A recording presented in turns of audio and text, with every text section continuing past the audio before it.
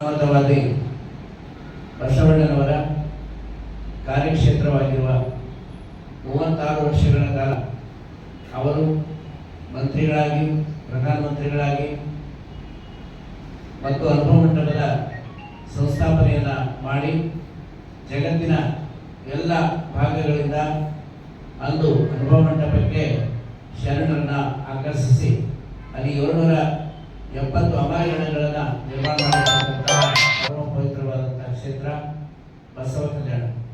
ಅದು ಇಂದಿನ ಬೀದರ್ ಜಿಲ್ಲೆಯಲ್ಲಿ ಒಂದು ಧಾರ್ಮಿಕ ಕೇಂದ್ರವಾಗಿ ಮತ್ತು ಬಸವ ಭಕ್ತರ ಒಂದು ಪ್ರೇರಣಾ ಸ್ಥಳವಾಗಿ ಶರಣ ಭೂಮಿಯಾಗಿ ಕಂಗೊಳಿಸ್ತಾ ಇದೆ. ಲಿಂಗೈಕ್ಯ ಡಾಕ್ಟರ್ ಮಾತೆ ಮಹಾದೇವಿಯವರ ನೇತೃತ್ವದಲ್ಲಿ ಕಲ್ಯಾಣ ಪರ್ವ ಅನ್ನುವಂತಹ ಕಾರ್ಯಕ್ರಮ 2002ರಲ್ಲಿ ಪ್ರಾರಂಭ ಆಗಿ ನಮ್ಮ ಬಸವ ಪೀಠದ ವತಿಯಿಂದ 108 ಅಡಿ ಬಸವೇಶ್ವರ ಪುತ್ಥಳಿಯನ್ನು ನಿರ್ಮಾಣ ಮಾಡಿದೆ. ಇವತ್ತು ಜಗತ್ ಪ್ರಸಿದ್ಧಾಗಿ ಪ್ರತಿ ನಿತ್ಯವೂ ಕೂಡ ಸಾವಿರಾರು ಜನ ಕರ್ನಾಟಕ ಮಾತ್ರವಲ್ಲದೆ ಬೇರೆ ಬೇರೆ ರಾಜ್ಯಗಳಿಂದ ಮತ್ತು ಹೊರ ರಾಜ್ಯಗಳಿಂದ, ದೇಶಗಳಿಂದ ಕೂಡ ಜನ ಪ್ರೇಕ್ಷಕರು ಬಸವ ಕಲ್ಯಾಣಕ್ಕೆ ಬರ್ತಾ ಇದ್ದಾರೆ.